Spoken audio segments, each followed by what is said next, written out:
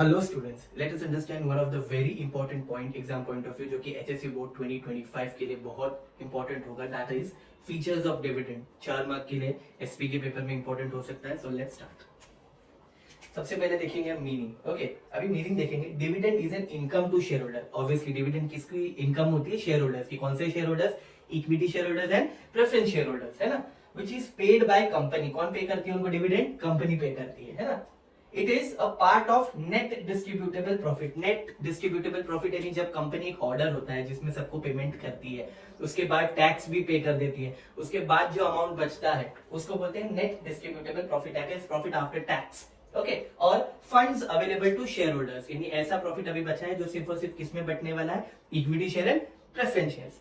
उनमें से क्या मिलता है ये शेयर होल्डर्स को? डिविडेंड, है ना। Dividend is a income to them. पहला पोर्शन ऑफ प्रॉफिट हमने पढ़ा। कौन सा पोर्शन ऑफ प्रॉफिट है? ओके, ये नेट डिस्ट्रीब्यूटेबल प्रॉफिट बोलते हैं इसको, या तो funds available to share holder. उस पोर्शन में भी जो funds available to share holder है उसमें से भी पहले किसको जाता है? Usually preference share holder, technicality से लेके। उसके बाद किसको बढ़ता है लास्ट में? Equity share holder of the company. Okay, अभी out of profit. Yes, dividend can be paid only out of profit. Only out of profit, ये जस्टिफाई में भी आएगा, आपको ट्रू और फॉल्स में भी दिखेगा, है ना। कौन से प्रॉफिट में से पे होगा? करंट ईयर में अगर कोई कंपनी ने प्रॉफिट किया है, या फिर लास्ट ईयर में अगर कंपनी ने कोई प्रॉफिट किया है, उसी प्रॉफिट में से डिविडेंड पे होगा, अदरवाइज डिविडेंड पे नहीं होगा। आफ्टर दैट क्या? Unconditional payment. कंपनी कोई भी कंडीशन नहीं रखती है while paying to this share holders, because company बोलती है अगर कंपनी ने प्रॉफिट किया है उनको डिविडेंड मिलेगा। If company has not earn any profit, company is not going to pay dividend, which is very simple. Okay, paid only to share holder. Yes, registered shareholder. Dividend सिर्फ किसको पे होता है? Registered share holder, यानी ऐसे share holders जिनका नाम company किसमें मेंटेन करती है? Registrar of member. बच्चे पूछ रहे हैं रजिस्ट्रार ऑफ मेंबर।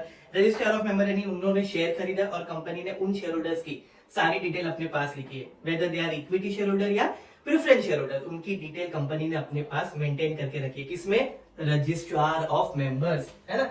उसके बाद डिविडेंड की अगर मैं बात करूं तो डिविडेंड टू कौन से शेयर होल्डर की बात हो रही है? Share holder with differential voting right. हमने बोला था ऐसे भी शेयर होल्डर आते हैं, राइट। वो शेयर होल्डर जो कि क्या कर रहे हैं, जिनको वोट कभी कभी 4 शेयर होंगे तभी वो एक वोट कर सकते हैं, ऐसे डिफरेंशियल वोटिंग राइट वाले होते हैं, उनको भी डिविडेंड मिलता है कंपनी से।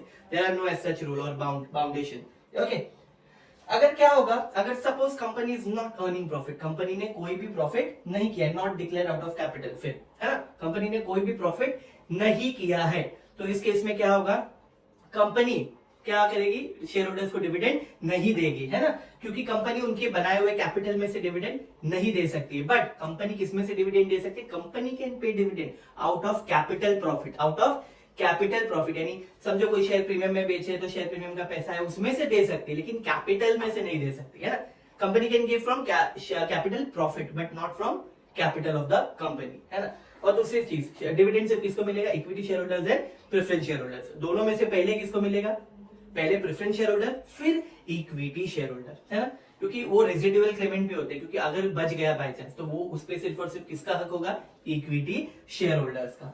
Hope you understood the entire concept. And also अगर कंपनी ने कोई डिविडेंड नहीं किया तो कोई डिविडेंड नहीं मिलने वाला है।